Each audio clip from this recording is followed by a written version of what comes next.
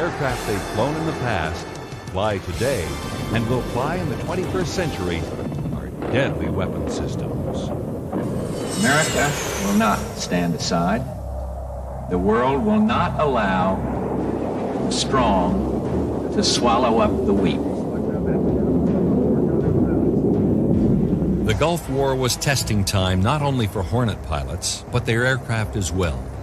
What would be the outcome if it went one-on-one with the Russian fighters available to the Iraqis? Other than the 1986 operation against Libya, Desert Storm was the Hornet's first combat test.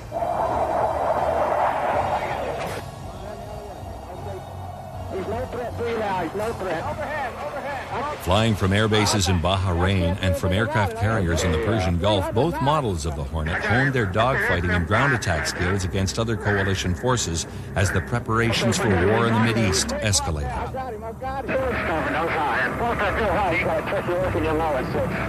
Parker, 8 tall left 4, port turn on the reversal. Box 1 on the F5, nose down. 8 tall on the turkey on the left turn. Take bogey on the left side. I got him. 3.5 minutes. When Desert Storm began, Hornets not only dropped bombs with pinpoint accuracy, but provided their own escort to and from the targets.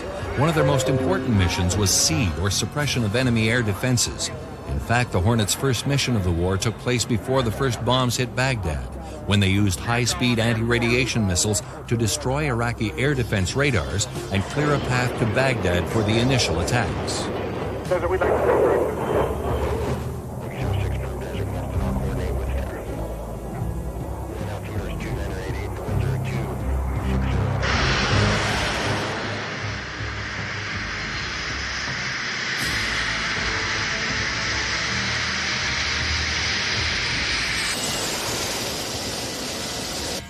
On the first daylight raid, a flight of 4 carrier-based A18Cs from the aircraft carrier Saratoga were approaching their target, an airfield codenamed H3 in western Iraq, when one of the Saratoga's E-2C Hawkeye radar aircraft spotted 2 bandits 15 miles ahead. They were loaded down with 2,000-pound bombs, but unlike previous Navy aircraft, Hornets were designed to go from the ground attack role to the dogfight role with just a flick of the switch. Bandit, 230, 30 miles. New picture, Bandit, 190, 20 Manny. Take wing, Mongo, not spread, motor wing, get out of my way. Bandit, 240, 14, hot. Hot on the aircraft, 235, 30 from Manny. 3 or 4 that's you, Bandit is. East to 3. Would it fare as well as the Air Force Strike Eagles that had downed 3 Mirage F-1s and 3 MiG-29s on the first night of the war? Bandit Manny, 185, 25, southbound. Then, Lieutenant Commander Mark Fox got a lock on one of the 2 MiG-21s, and 2 of the other 4 pilots did as well. Both groups of aircraft were approaching each other at Mach 1.2 supersonic speeds. 200 radar contact on my nose, Mach at 28,000. Aircraft in position 17035. 200 bogey on the nose, 28,000, 7 miles. Shape 21. EID. On the block. Trail section, stand by for BID. Coming down my nose, both side, Mach. Fox's Hornet fired its Sidewinder heat-seeking missile first. Then, a Sparrow radar-guided missile. There was a fireball. That's a MiG-21. That's a MiG-21. Yep, that's confirmed. Splash it! Then his wingman fired a second missile, and there was a second fireball. Throughout the engagement with the MiGs, the Navy aircraft kept their bombs. And following their 2 kills, Lieutenant Commander Fox and his wingman rejoined the other 2 Hornets and continued with their bombing attack.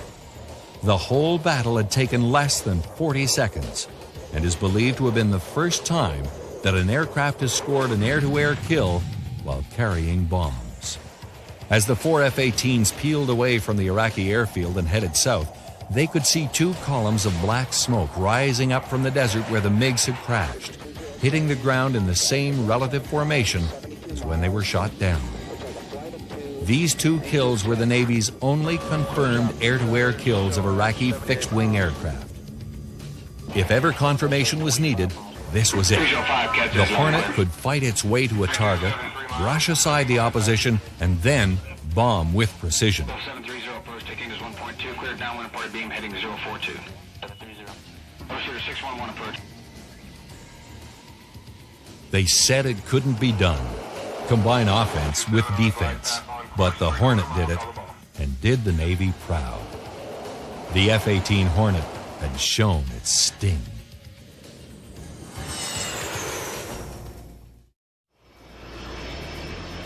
The FA-18D is the 2-seat version of the FA-18C.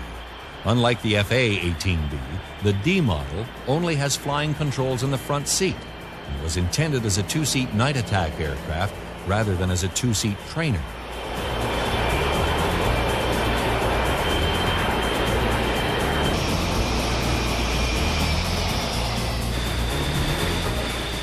Developed to become a Marine Corps workhorse, this one aircraft will replace 3 current aircraft in the attack, reconnaissance, and fast-forward air control roles.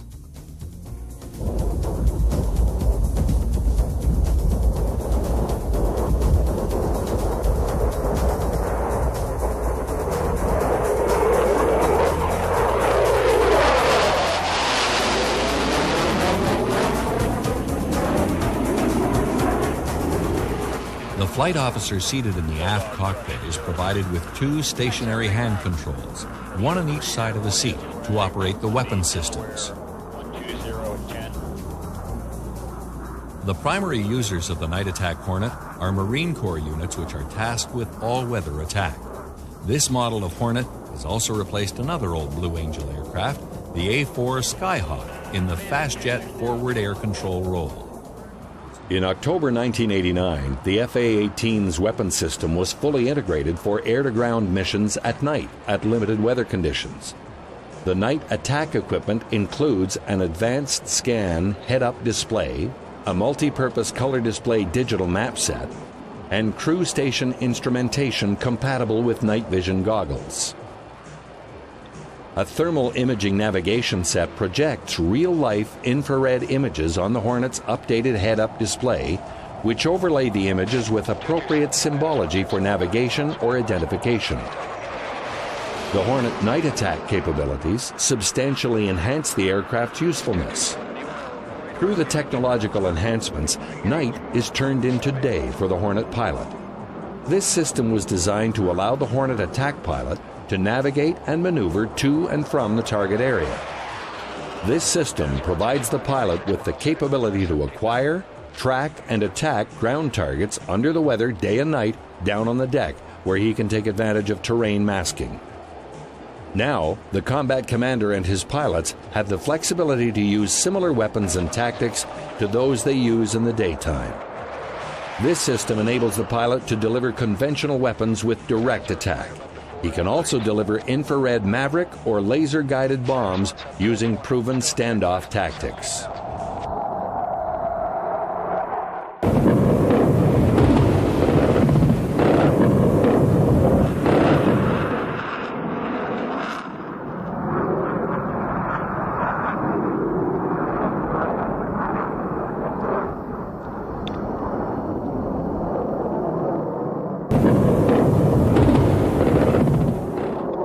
Also a reconnaissance version of the FA-18D. By removing the M61 cannon and replacing it with a pallet-mounted electro-optical suite, the Hornet's scanners and sensors can data link images directly to commanders on the ground.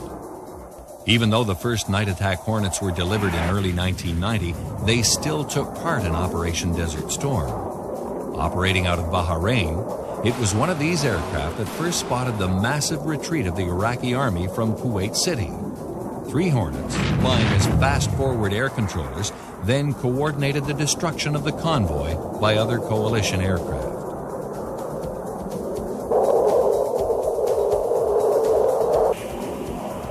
Altitude.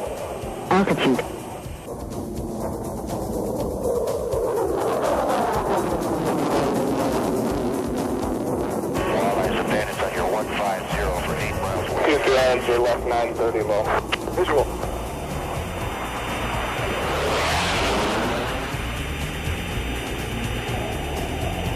Aircraft at 22530 from Manny. Bandit is hot on you. The FA-18D is configured for the night attack role, with forward-looking infrared and instrumentation, and cockpit arrangements modified for use with night vision goggles, which will allow pilots to fly as low as 100 feet.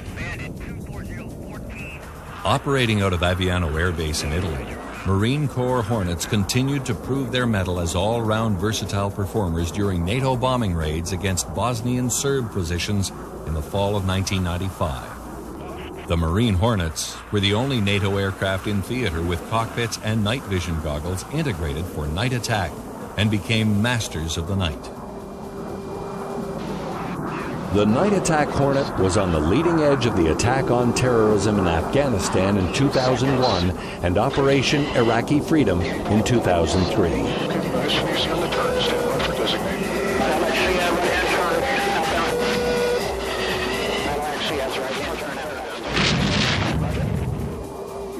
Under the cover of darkness, Hornets flew right down on the deck, under the weather, out of sight of ground fire, dropping laser-guided bombs with pinpoint accuracy.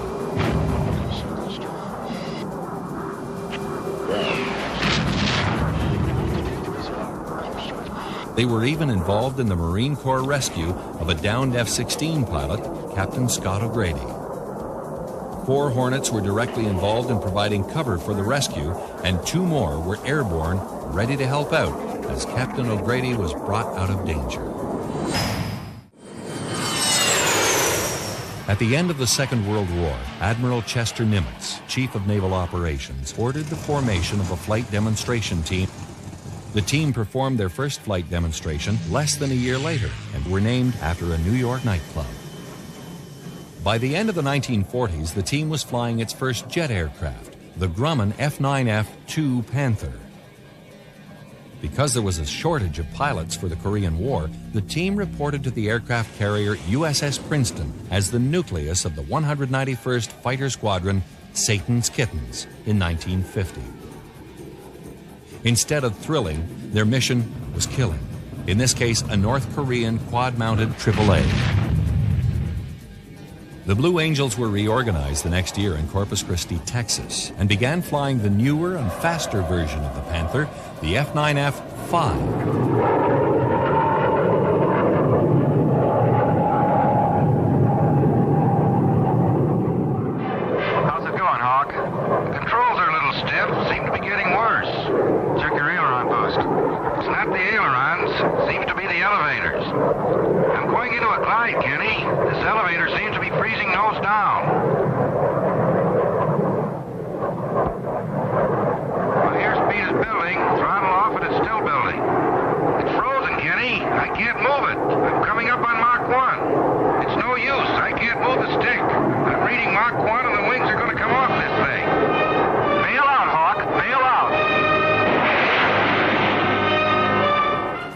Then relocated to their current home in Pensacola, Florida, and began flying the swept-wing Grumman F9F Cougar.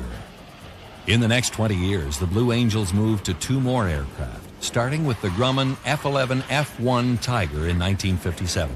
This was the team's first supersonic fighter, and with an afterburner that was a real crowd pleaser. In 1969, the noise was cranked up even more when the team transitioned to F4 Phantoms. The crowds loved it, but the Phantom required a lot of maintenance and a large support staff. Our selection process guarantees us the top aviator and naval officer. We go to the Bureau for a screening, a fitness report screening. And I get a reading on the officer as to where he stands among all the applicants, where he stands among his contemporaries. And I start looking at him from there. Now, the Bureau would stop at that if they were going to, for instance, be considering him for his next rank or anything of that nature. We just get started there.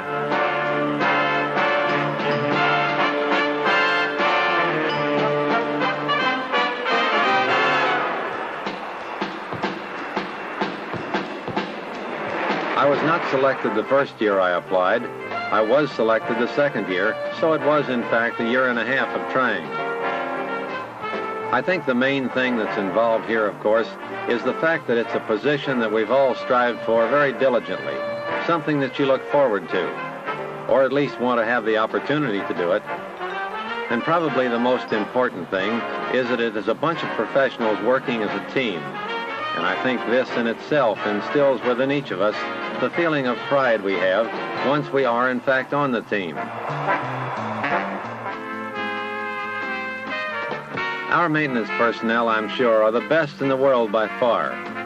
We've had instances of an aircraft down from a broken engine, and they've been able to procure an engine from 1,000 miles away and have it put in within 8 to 12 hours, which is phenomenal by normal standards. So these maintenance people that we have, like the pilots themselves, are hand-picked. They work many, many long hours and do an outstanding job. We feel there's a responsibility to show the people throughout the country what they're buying with their tax money. Not only in the training of the aviators, but also in the aircraft. And our emphasis has been, since I've had the team anyway, the emphasis has been on the small town over the big town. We're trying to get into the Midwest, trying to get into the northern Middle West states that never have an opportunity to see the Navy. The precision maneuvers you will see demonstrated here this afternoon are coordinated tactical techniques developed in training and in actual combat by our Navy and Marine Corps pilots. In combat, these maneuvers might be flown from treetop level to 60,000 feet. But for the team, it is a continuous demonstration of their skill and training in a very low altitude environment. For none of these maneuvers are stunts or daring feats, but all are part of the stock and trade of our Navy and Marine Corps fighter pilots.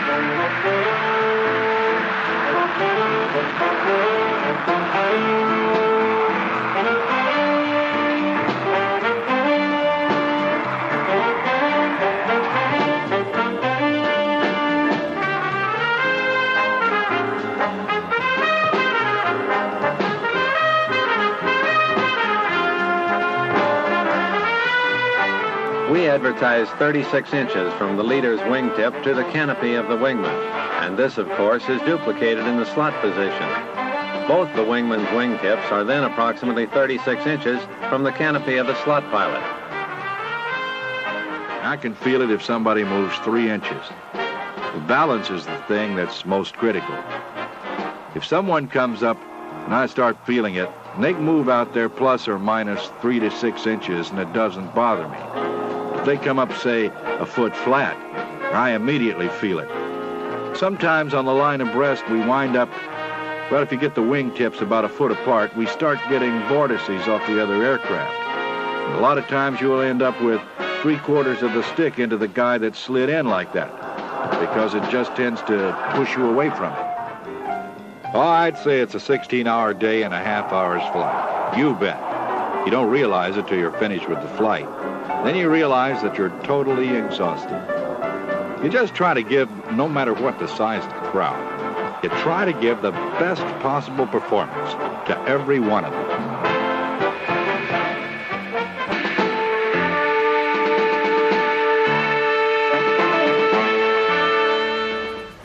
The Naval Flight Demonstration Team was reorganized into the Navy Flight Demonstration Squadron in December 1974 and given fuel-efficient A4F Skyhawks to fly. When we say we depend upon each other, we're not talking about just the pilots alone. We're talking about the maintenance personnel as well. The kind of flying that we do, we allow very, very little margin for error for the pilots, and we allow absolutely no margin of error for our maintenance technicians. We're out there every day just like the pilots. We want to know that plane, every part in it from front to back, and we check it, and then we double check it. When we turn that aircraft over to them, we know it's right. We've got a tradition. An air show has never had to be canceled due to maintenance problems. Good afternoon, ladies and gentlemen. This is Lieutenant John Patton, narrator for the United States Navy Flight Demonstration Squadron, the Blue Angel. For more than 60 years, the United States Navy has kept abreast of aviation technology by flying the most modern aircraft available from both land-based installations and aircraft carrier flight decks the world over. Spanning the last 27 years, a select group of naval aviators have had the opportunity to demonstrate the precision techniques of naval aviation to the public, hoping to inspire our young men and women to choose careers in the United States Navy. Now, if I may direct your attention to the ramp before us, I ask that you observe the manner in which the 6 demonstration pilots approach their aircraft, are saluted by their crew chiefs, and receive last-minute instructions on the status of their assigned aircraft. The precision maneuvers you will see demonstrated here this afternoon are coordinated tactical techniques developed in training and in actual combat by our Navy and Marine Corps pilots. In combat, these maneuvers might be flown from treetop level to 60,000 feet. But for the team, it is a continuous demonstration of their skill and training in a very low altitude environment. The aircraft you will see being flown here this afternoon is the McDonnell Douglas A4F Skyhawk, a single-seat, light attack aircraft, versions of which have been operational with the United States Navy and Marine Corps since 1955.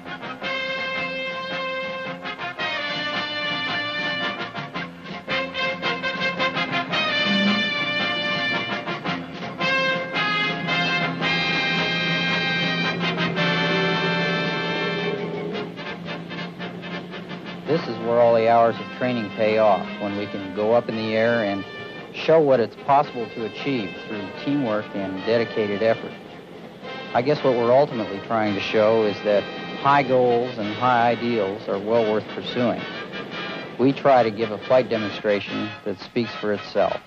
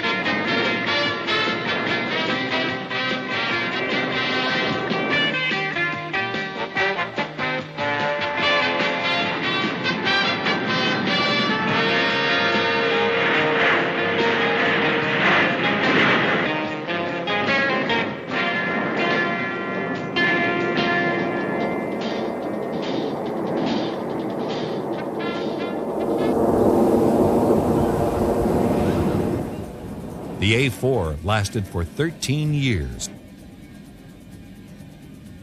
The Blue Angels completed their 40th anniversary year by returning to a frontline fighter, the twin-engine McDonnell Douglas FA-18 Hornet.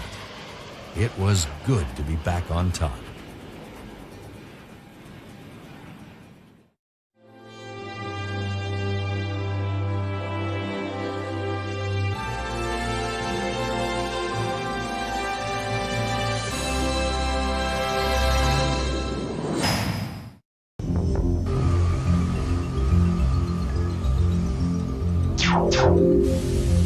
Good as it is, the Navy and Secretary of Defense knew the F-18 Hornet could be better. The Hornet needed a greater range, a bigger payload, and the ability to return to a carrier deck with more of its weapons unused. That desire produced upgrade studies, which resulted in this configuration, the F-18E. If it didn't have the name on its flank, it would take a real expert to tell the difference between the F-18C and the F-18E.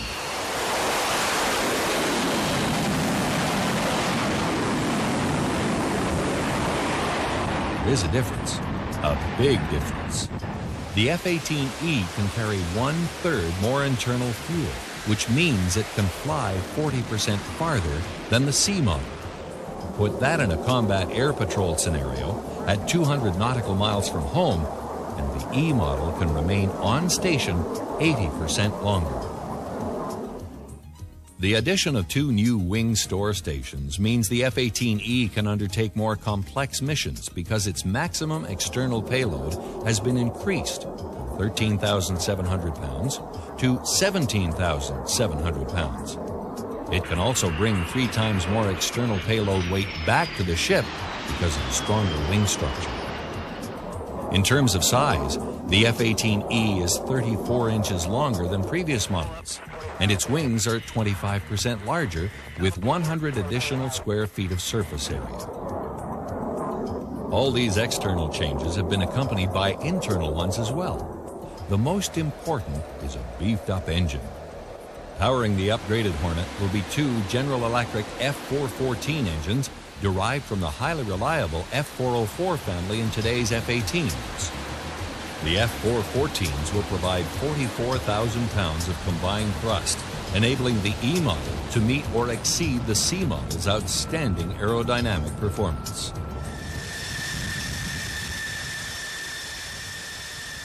Two versions of the Super Hornet are currently in production, the single-seat E model and the 2-seat F model.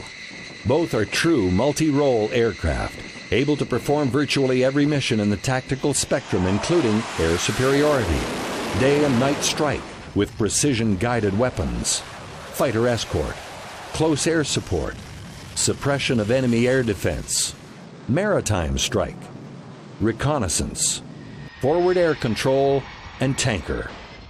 Converting from one mission to another can be done as quickly and as simply as just flipping a switch.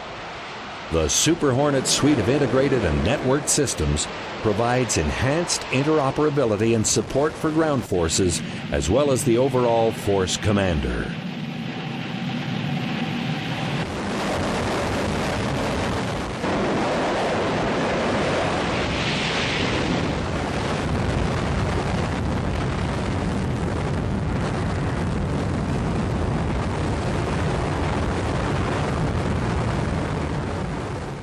The Super Hornet became operational in June 2001 and deployed aboard the USS Abraham Lincoln in July 2002.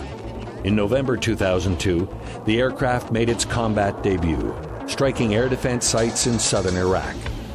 The aircraft was also deployed as part of Operation Iraqi Freedom in March 2003.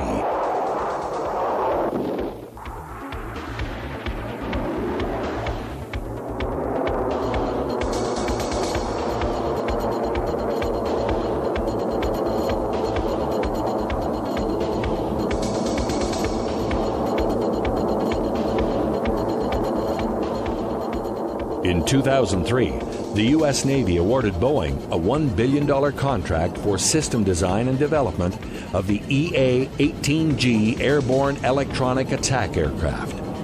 The EA-18G will provide the warfighter with abundant operational flexibility. It can carry up to 5 ALQ-99 jamming pods and will typically add 2 AIM-120 self-defense missiles and 2 AGM-88 high-speed anti-radiation missiles.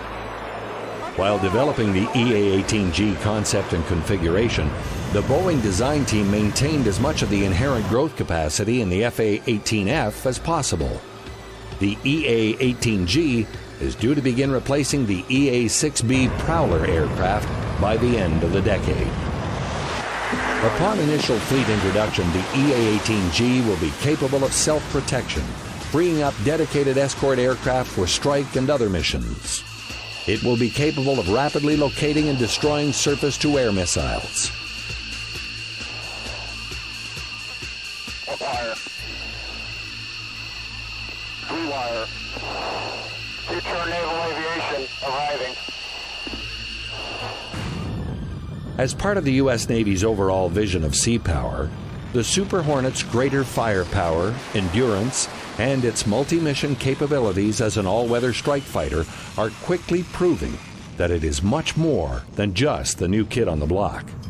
Taken together, the F-18E provides greater range and endurance, carries a heavier payload, has more bring-back capability, and greater growth potential, and at the same time has equal or better performance than its predecessors. In fact, the Super Hornets are scheduled to begin replacing the F-14 Tomcat as the fleet's defender in 2007.